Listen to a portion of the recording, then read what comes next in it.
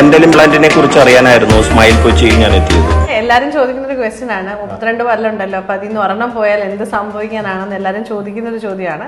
പക്ഷെ അതങ്ങനല്ല. നമ്മള് ഒരു ഈക്വിലിബ്രിയം ആണല്ലോ, ഒരു ബാലൻസിൽ കൊണ്ടുപോകുന്ന ഒരു സാധനമാണിത്. ഇപ്പോൾ നമ്മൾ വണ്ടിയൊക്കെ ഓടിക്കുന്ന പോലെ തന്നെ 4 വീലില്ലാതെ നമ്മൾ വണ്ടി ഓടിക്കില്ല എന്ന് പറയുന്ന പോലെ തന്നെ പല്ലുകളും ഒരെണ്ണം ഇല്ലെങ്കിൽ അതിന്റെ ഡ്യൂട്ടി ചെയ്യേണ്ട സ്ഥാനത്ത് അതിന് വേറെ പകരം ചെയ്യാൻ ആരും ഉണ്ടാവില്ല.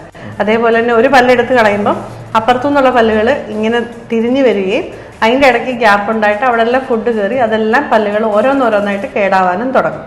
ഓപ്പോസിറ്റിലെ പല്ല് ഇറങ്ങി വരിക, അങ്ങനെ ഒരെണ്ണം എടുത്ത് കളയുന്നതിന് ചുറ്റുവട്ടമുള്ള എല്ലാ പല്ലുകളും ഓരോന്നോരോന്നായിട്ട് നഷ്ടപ്പെടുന്നതാണ്.